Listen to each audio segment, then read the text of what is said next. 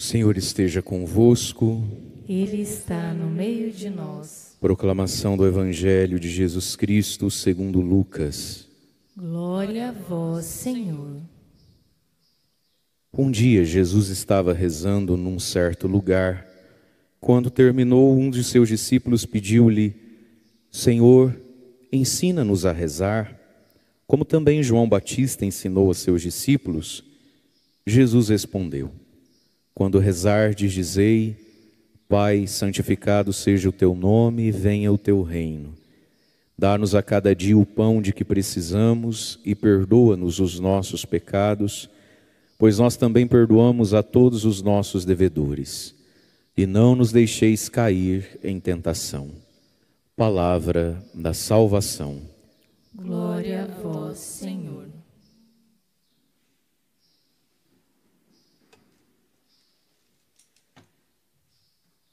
Irmãos e irmãs, a palavra de Deus hoje nos ensina algumas coisas muito importantes a respeito de quem é Deus. Deus é Pai nosso. E o que é que o Pai faz?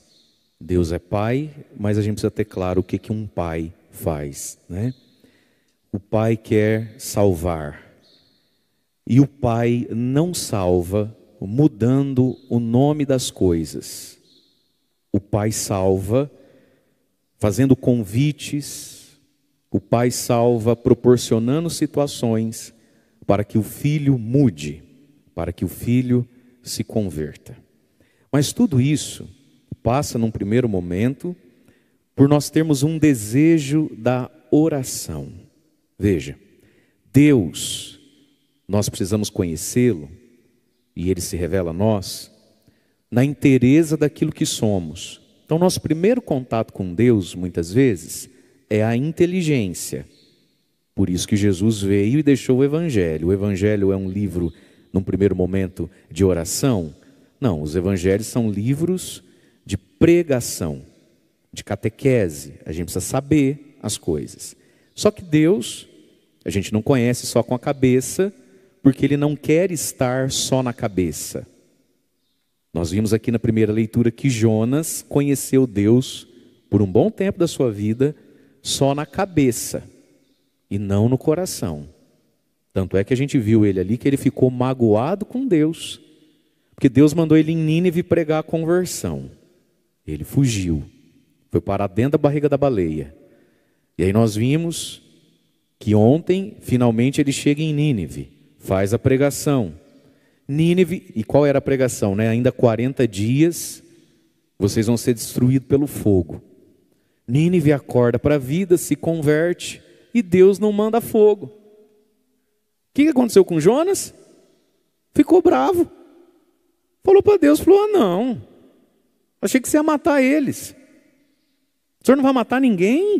O senhor não vai tacar fogo nesses filhos da mãe? Também não quero mais. E você viu o trabalho que ele deu. Ele ficou irado, tão irado que ficou triste. Olha aqui, meus irmãos, vamos aprender como é que a gente sai de certas doenças afetivas aqui, ó. Presta atenção. Jonas deitou debaixo de uma árvore, pediu para morrer, não queria comer, fugiu de Deus, revoltado com Deus. É melhor eu morrer. Ele pediu para morrer. Jonas estava a um passo do suicídio. Por quê? Porque estava irado, ele ficou muito magoado, muito contrariado com Deus e com a vida. Quando ele foi em Nínive, ele foi porque ele conhecia Deus na cabeça. E é um ato racional, isso é um ato da fé. Quem não se converte vai queimar no inferno. O pecado traz consequências negativas, o salário do pecado é a morte. Isso a cabeça dele conhecia, o Deus que condena o pecado. Muito bem, aí ele pregou. Deus perdoou. Agora ele está sendo convidado a conhecer na cabeça e no coração, o coração de Deus. Deus é misericordioso para com aquele que se arrepende. E aí Jonas não gostou do que começou a conhecer. Quando ele conheceu o coração de Deus. Jonas estava gostando da pregação, do conteúdo, mas não estava gostando da misericórdia. E aí ficou contrariado, a palavra disse, ficou tão irado que fugiu de Deus e pediu para morrer. Deus então questionou aquela ira toda, ele não respondeu nada, Deus foi para outra cidade e deitou para morrer. Deus então fez nascer a Era, uma arvorezinha, para fazer sombra para ele, e ele se apegou na arvorezinha, achou bonita aquela árvore, e por alguns instantes, por um dia, desistiu de morrer, encontrou um brinquedinho ali, a arvorezinha dele. Deus então mandou um bicho ali, diz, um vermezinho comer a árvore à noite. Quando ele acorda, a árvore está toda destruída e ele fica chateadíssimo, pobre da árvore. E aí a gente vê toda aquela conversa de Deus com ele, Jonas. Você acha que você tem motivo para estar irado desse jeito por causa de uma árvorezinha que não te custou nada? O que ele falou? Eu acho. A imagem do ser humano, e ó que Jonas não é adolescente, hein? Ele não é mais aborrecente. Ele já está velhinho aqui, hein? O ser humano que fica irado, porque foi contrariado, porque é mimado, ou é do meu jeito, ou eu deito e não levanto. Ou é do meu jeito, ou eu não vou mais. Ou é do meu jeito, ou eu não brinco mais. Gente, tem gente que levou para a vida adulta as atitudes de criança. Os meninos e os homens, lembra quando a gente jogava bola, que a gente era pequenininho? Que o time do dono da bola não podia perder? Que o time do dono da bola não podia tomar gol.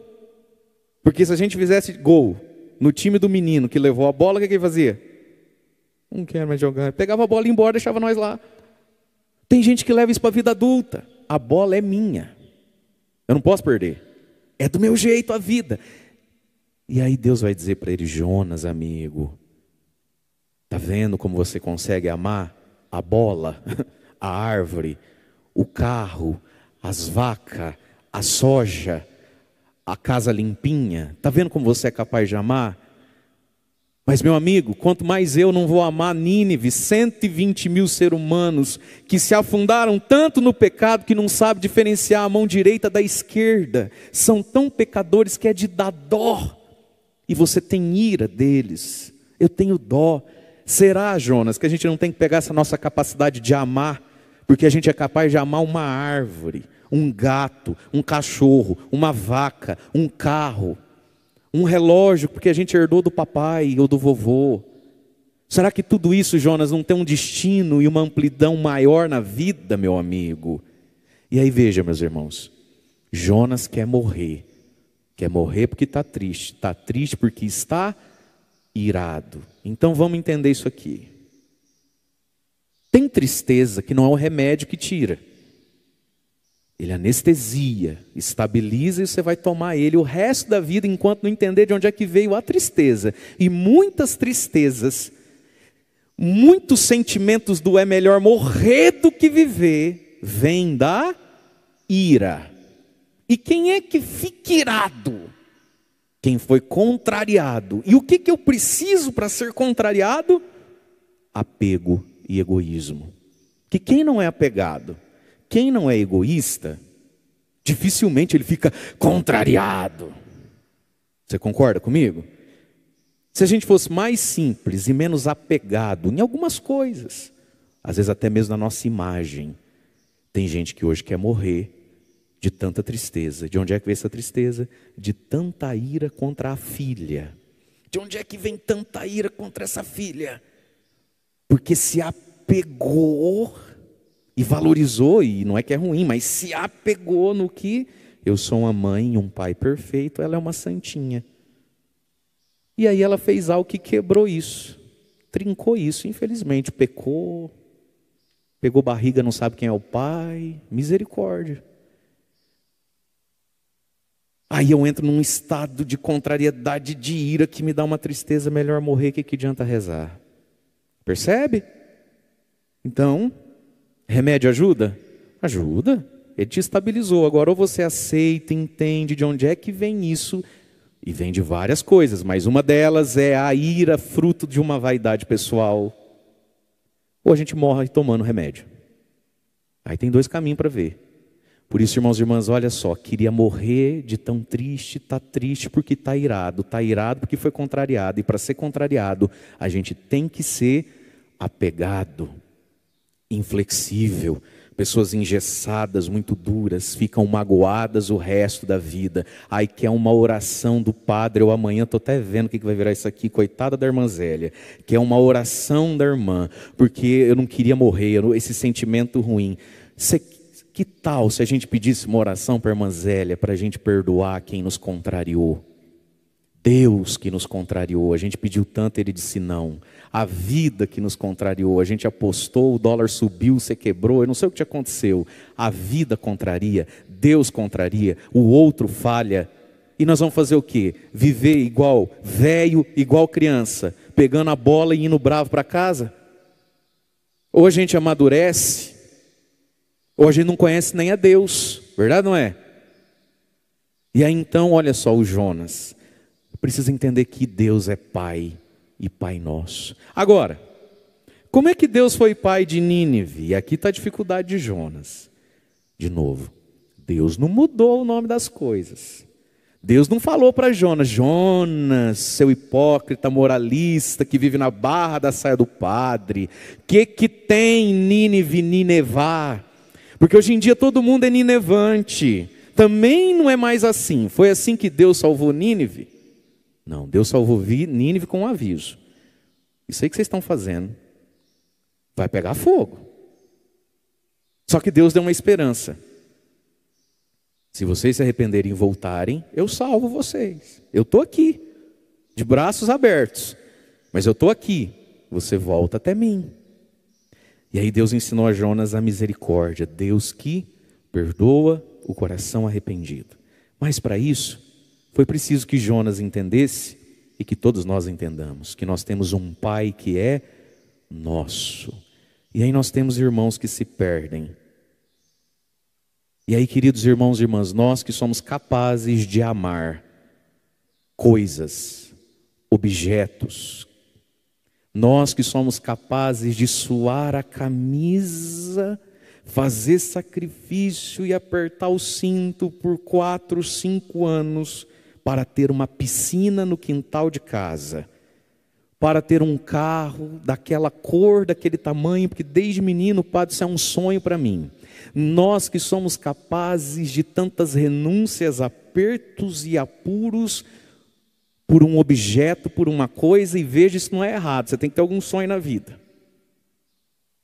Mas aí Deus entra nas nossas vidas, como entrou na vida de Jonas, não entrou na vida de todo mundo. Entrou na vida de Jonas, para se revelar a Jonas, dando a Jonas uma missão que é uma graça. Jonas, você vai me conhecer como os outros não conhecem. E como é que a gente conhece a Deus de um modo que a maioria não conhece? Servindo a Deus e rezando. Jonas, pelo caminho do serviço, se transformou num pregador, num missionário. E ali ele foi vendo, conhecendo Deus pela cabeça, mas conhecendo Deus no coração também. E como é que a gente conhece Deus também no coração?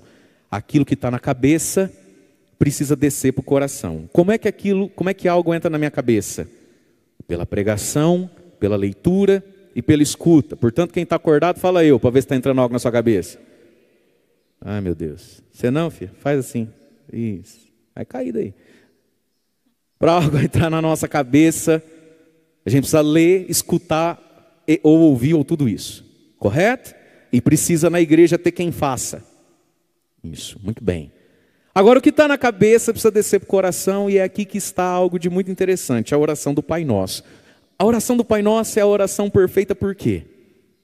Porque ela expressa tudo que a oração cristã deveria desejar e conter. Porque se você rezar só um Pai Nosso muito bem rezado, você está fazendo uma oração muito completa. Mas é a oração perfeita e completa, porque sobre ela nós podemos construir as nossas orações pessoais. E sem conhecer essa oração, pode ser que o que a gente reza é oco, é vazio, porque não encontra correspondência aqui. Então a oração do Pai Nosso é como um esqueleto, é como uma estrutura, onde a gente pode fazer as nossas próprias orações. Como uma igreja como essa ou a sua casa, tem que ter a estrutura. E dá tempo de mudar o resultado final, sobre a mesma estrutura. Você fala, não quero mais essa cor, não quero uma janela ali, não quero mais... Sobre essa estrutura ainda tem mais uns 10 tipos de igreja que dá para construir, se a gente mudar de ideia agora.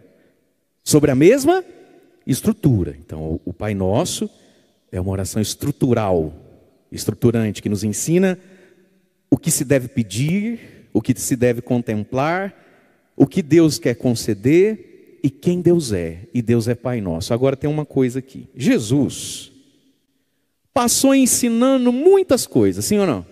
E o povo nem pedia, verdade ou não é? Ele chegava falando. Ele chegava dando o discurso, o recado dele. Só tem uma coisa na Bíblia, no Evangelho, que Jesus não ensinou enquanto não pediram. Porque não se joga pérola aos porcos. Tem coisa que eu posso querer muito que você saiba, mas enquanto você não pedir, não vale a pena eu te oferecer. A oração. Olha que interessante isso aqui. Um dia Jesus estava rezando num lugar deserto. Quando terminou, um dos seus discípulos pediu: Mestre, ensina-nos a rezar como João Batista ensinou os seus discípulos, os discípulos dele a rezar. Então, possivelmente, quem seguiu João Batista sabia fazer algumas preces, algumas orações. Que quem ensinou? O João Batista. E Jesus ainda não tinha ensinado os discípulos a rezar. E ele estava rezando sozinho. Olha que interessante isso aqui. Os discípulos viram ele voltando da oração de novo. E eu fico imaginando por quanto tempo Jesus não ficou esperando esse pedido aqui. E pensando com ele, eu vou esperar eles pedir. Deixar de ser Jacu e ele que venha pedir. Tem coisa que você não sai oferecendo. Eu quero até te dar, mas você que vai pedir. Vamos ver se você entendeu o que você tinha que pedir. E aí um dos seus discípulos, um só, não sei se em nome de todos ou só em nome dele mesmo, ainda que todos foram beneficiados, um dos discípulos pediu: Senhor, ensina-nos a rezar. Irmãos e irmãs, é preciso aprender a rezar. Quem bem reza, bem vive. Quem não sabe rezar bem, não sabe viver bem. Quem não sabe fazer a vida virar oração, súplica e relacionamento com Deus, não vive bem. E o que é rezar então? É pegar o que está na cabeça. Quem está acordado ainda, diga eu. É pegar o que está na cabeça e fazer vir para o coração. E isso não se faz com boa vontade. Isso não se faz com não, padre, pode deixar agora. Não, o senhor vai ver, escreve aí. Eu vou escrever e não vou ler. O que está na cabeça, desce para o coração pela prece, pela súplica, pelo louvor, pela adoração. Porque aquilo que iluminou nossa cabeça é um dom de Deus. É uma verdade maior do que nós, que Ele quer que seja nossa. Deus não quer estar só na sua cabeça ou na minha. Ele quer estar no nosso coração, na nossa completude. Nós somos razão, mas somos afetos, somos instintos, somos vontade. Temos uma alma imortal dentro de nós, que só se alimenta do que é espiritual, não do que é material. Então nós precisamos aprender a rezar, a se pôr diante de um Deus que é Pai, e Pai Nosso. E aí todos os pedidos e todas as preces do Pai Nosso, estão todas elas no plural.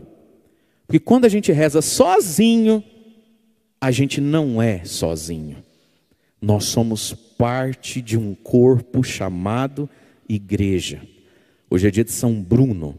São Bruno é um santo do ano 1050 e alguma coisa, século XI, Idade Média. Ele era um homem muito virtuoso, muito produtivo. Ele era um padre diocesano, um pároco, vamos dizer assim. Um pároco. E ele era um homem muito capaz do que fazia muita caridade aos pobres, fazia pregações muito boas. Mas ele foi sentindo de Deus um chamado, a se consagrar a Deus através de uma vida monástica, do silêncio, da contemplação. Aos 40 anos de idade, eu vou encurtar bem a história, uma história bonita. Aos 40 anos de idade, ele, por diversas razões, funda um mosteiro. E aí, alguns jovens começam a segui-lo. Tudo coisa muito confirmada por Deus, né? E ele entra, então, funda a ordem que ficou chamada Cartucha. Cartucha é um aportuguesamento de uma região na França onde está esse mosteiro, que é de regra beneditina, ficou chamado os Cartuchos, que é a ordem de uma estrita observância do silêncio mesmo, né?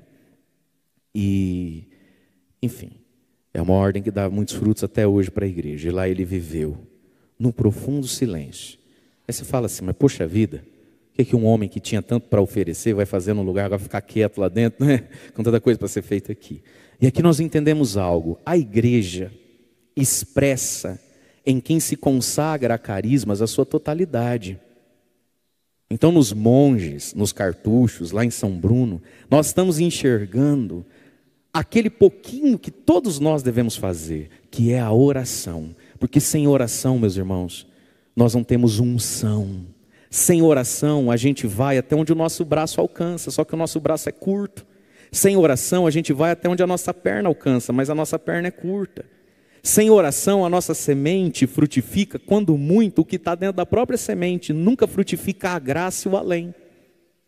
Então nessas almas que se consagram a Deus está a igreja orante, a igreja que ora sem cessar, porque a oração é agradável a Deus, a oração de intercessão e de adoração. É isso que eles fazem, expressando todos nós, e nós todos somos frutos da oração. Bate no teu peito e diga assim, eu sou fruto da oração. Bate no teu peito, abre a boca e fala, eu sou fruto da oração. Irmãos e irmãs, quem nunca viveu essa experiência aqui, ó, escuta o padre, de falar assim, ô padre, às vezes eu não entendo, sabe? Eu acho que, eu não sei, é difícil de explicar. Eu acho que eu sou meio um milagre. Por quê? Ih, padre, se o senhor conhecesse minha família, tudo virado no giraia. Ó, mamãe igual vovó, doida, pega facão, taca nos outros, bate tambor, maluquinha da cabeça. Papai era igual vovô, que puxou pro biso. Mulher, cachaça, jogo e tiro. Mentira, é verdade. Os meus irmãos o senhor conhece. Sabe o fulano? Fulano, seu irmão? Sim. Mentira. Olha que capeta lá, padre. Meu irmão. Nossa, aquilo dá um trabalho. Minhas irmãs, o senhor conhece a fulana e a fulana? Que casou com a fulana? E eu não sei, padre, eu desde pequenininho, ou em determinado momento da minha vida, meio que por conta, comecei sozinho a ir na igreja, comecei sozinho a buscar catequese, minha avó chamava para ir na missa, os meus irmãos tudo mandava ré, eu falava, vamos vó, sempre gostei de uma reza, nunca tive dificuldade, acho que eu sou um milagre, eu sou meio inexplicável. Quem nunca ouviu esse tipo de história? Quem nunca viu esse tipo de caso, certo? O que é esse milagre? De onde é que vem em muitos de nós uma natural inclinação para Deus, que às vezes faz a gente até se sentir melhor que os outros? Meus irmãos, nós somos fruto da oração de quem a gente nem conhece. Esses milagres, esse jeito diferente que a gente nem sabe por quê, esse vez em quando a gente encontrar em alguns lugares tão desérticos da fé, pessoas que ali por conta se despertam, por conta buscam a Deus. A gente não pode se envaidecer, não pode se gloriar. São Paulo diz, quem está de pé, cuidado para não cair. Mas, quantas pessoas têm vindo estar aqui conosco, e quando aperta a mão, começa a falar, a conversar, rapidinho no que partilham, nos fazem saber que vem do deserto, vem do acaso, vem do... Você não sabe de onde é que aquela pessoa conseguiu ter fé naquele deserto que vive lá, porque só reclama. De onde é que vem esse milagre? Sabe de onde vem esse milagre? Sabe de onde vem essas coisas que a gente não explica em relação a nós ou alguns? Vem da oração da igreja. Hoje, agora, tem alguém fazendo jejum. Hoje, agora, tem alguém rezando sem ser conhecido diante de Deus, pedindo, Pai nosso, perdoa os nossos pecados. Dai-nos hoje, faça hoje, conceda a nós, a nós, a nós. Portanto, quando eu rezo sozinho, eu não estou só. Por quê? Porque todo batizado faz parte do corpo de Cristo, que é a igreja. E a igreja precisa ter os seus orantes. Entende isso? Você é fruto da oração de quem você não conhece. A quem você não conhece, dá uma salva de palmas aí, que você acorda. Já passou da hora, vai. Alguém... agora, em algum lugar, tem algum rapaz ou moça, ou foi rapaz e moça, hoje está velhinho, enclausurado em algum lugar diante de um sacrário, vivendo uma vida de pobreza, de obediência e castidade, rezando pela igreja. No céu nós vamos conhecer alguns amigos nossos. No céu nós vamos conhecer de onde é que veio o que entrou em nós e a gente não soube explicar. No céu nós vamos conhecer de quem somos fruto.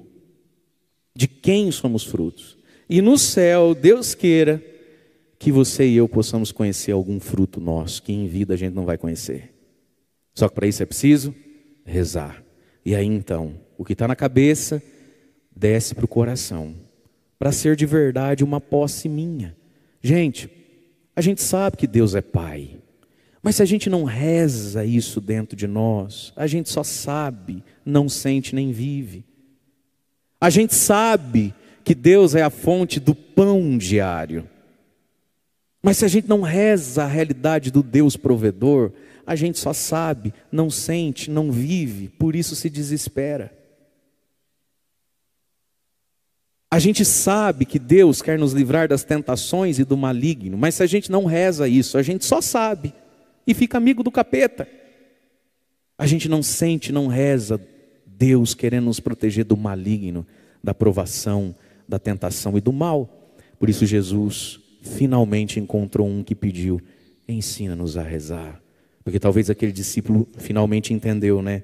Vai ver que Jesus é tudo isso, faz tudo isso, e vai ver que tudo isso vem desses momentos que ele vai sozinho, dali a um pouco ele volta, vai ver que é porque ele reza, vai ver que é porque ele fica diante do Pai. Então, irmãos e irmãs, peçamos hoje ao Senhor que nós possamos e que nós saibamos rezar. Quero convidar você a ficar em pé.